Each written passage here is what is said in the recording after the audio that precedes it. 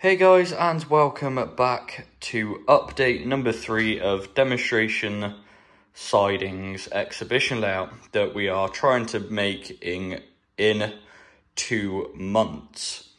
So as you can see, I have the layout on the boards at the moment, and we have some major work done to the layout since you guys last saw it. So today is the 31st of the 8th 23 as filming this. So I will take it back to the past Ollie when I was working on this, and you guys can see what I've been up to. Okay, so here we are. So at the moment I am just painting the rails so they're not as shiny. What we're using for this is the I believe it's Woodland Scenics Tidy track painter, and this one is the Rusty Rail TT4581. And it's very easy to use actually. You got a nice little tip there, and all you do is just rub it along the side of the rails. So that is what I'm up to for the next couple of days, and it's coming along nicely. You see the real difference here. So you got the check rail that is not normally used, so that's going to be nice and rusty on the top, to the nice shiny rail that has been used. And then you can really see the difference along the side as well using this. It's my first time using one of these and doing something like this, so I highly recommend it. And I will get back to you guys once it's done. Okay, so I've finished painting the rails with the Tidy Track Woodland Scenics track painter, so the Rusty Rail, and I think it's actually come out pretty good. This is my first time using the product. It is very easy to use and I do recommend it. So one pen has done my entire 12-foot layout, so that is very, very nice indeed. I also have gone over with their Tidy Track painter weathered tie pen, and all you do is just wipe over the tops of your sleepers, and all it does is matte down the shiny black plastic of the sleepers, and also gives them a brownish tinge to them so they look a bit more realistic. So I've gone over with both of them. I do recommend them as they are very nice to use. The code for this one is TT4581 for the Rusty Rail, and we have the weathered tie one, what I believe is TT4582. Really, really nice, easy to use. Literally, it's just a case of they have like a fibre end. If I can get this undone one-handed here. Nope. Let's not drop it all over the carpet. So all it is like a fibre tip, and you just literally just wipe it across all the surfaces. Another thing we have done over the last couple of days is I've bought everything that we're going to need for the electrics. So to start off, we've got a DCC Concepts track cleaner rubber. Its product code is DCT-TCB. DCC Concepts track cleaner uses an aluminium oxide to polish the railhead instead of scratching it like most other brands do. And it's big enough for all brands, and you can cut it in half for smaller scales. So they, by the looks of it, use something different to the normal kind of track rubbers that we are used to. If I get one of mine, for example, the one I use for my double O gauge layout, this one's more gritty, but I do find it does leave quite a bit of grime on the rail. afterwards. Like, it comes up nice and shiny, but with like the normal kind of track rubbers that we're used to. I tend to go over the rail afterwards with what is it? A spray called Servisol, what's like an electrical spray.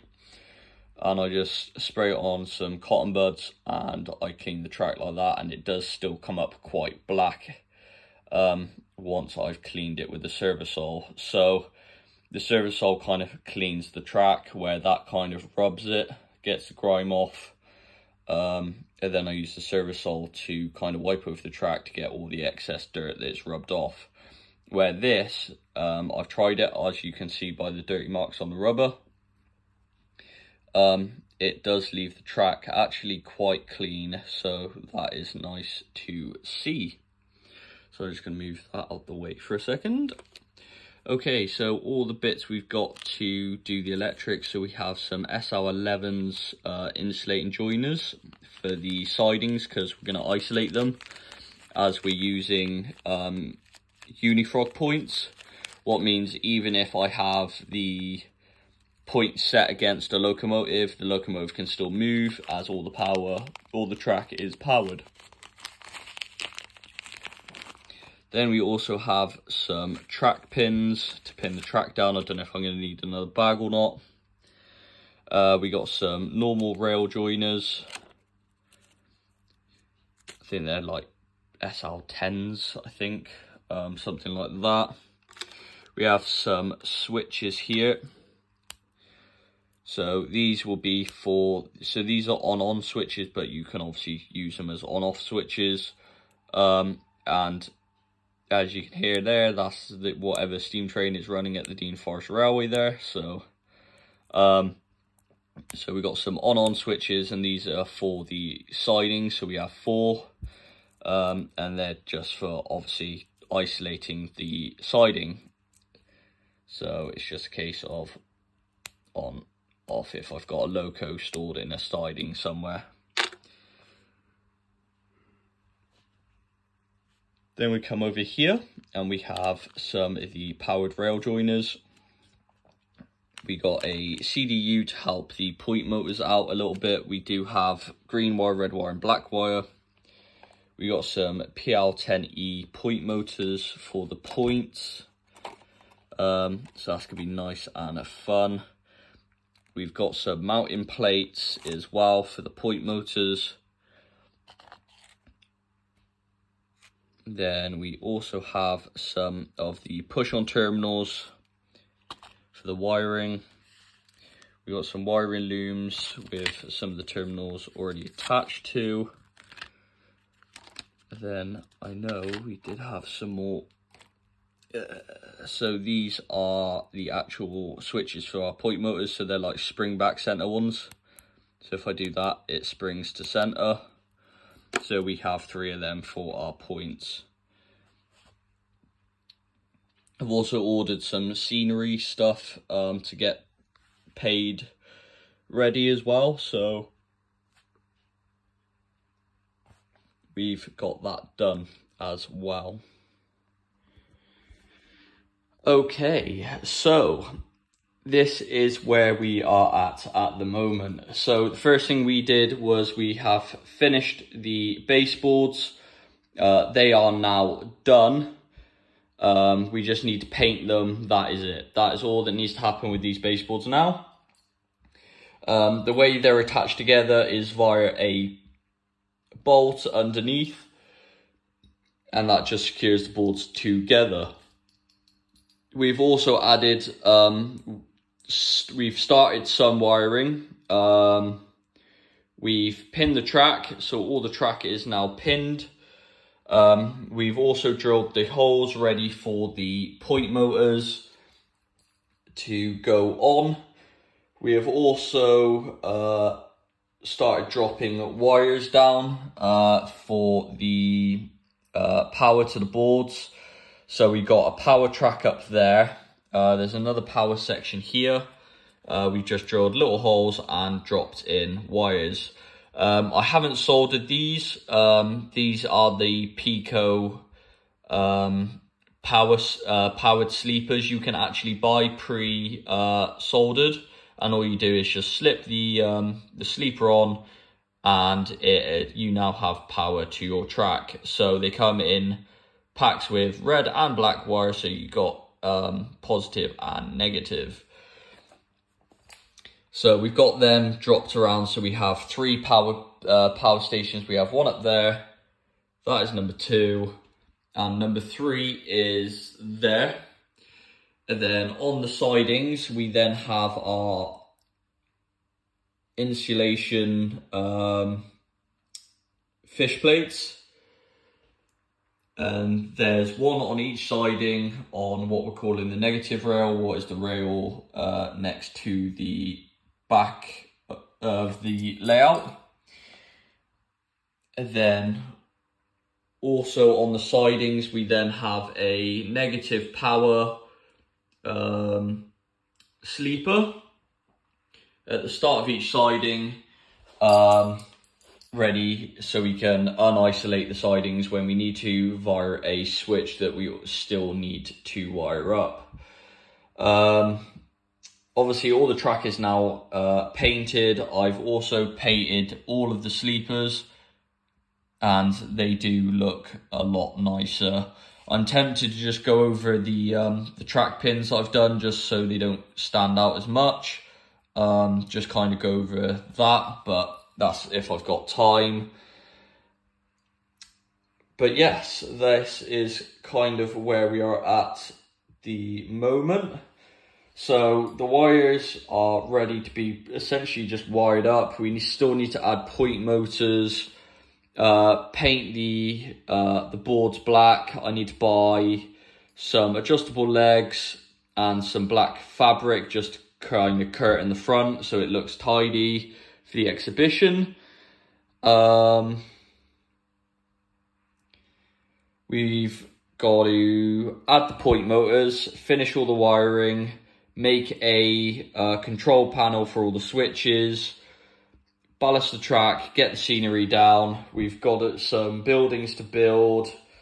We are cutting it close, guys. So the date of this recording is currently the 31st of the 8th, 2023. So I now have 22/23 days to do all the scenery, and it's going to be close with work.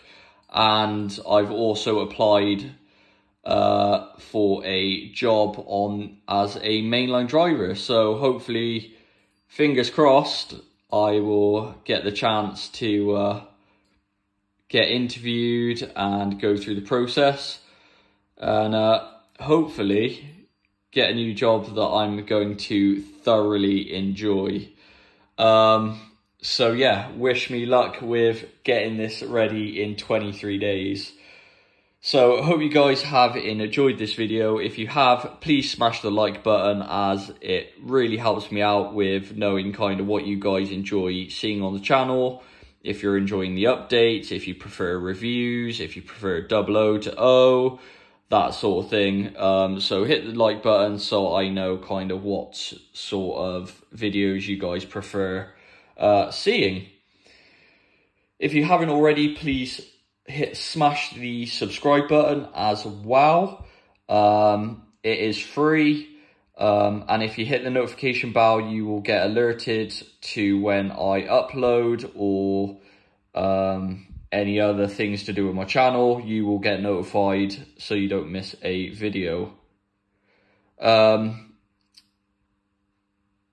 if you have any questions on any of the products we have used on the layout, or you guys have just got any questions at all, please drop them in the comment section down below.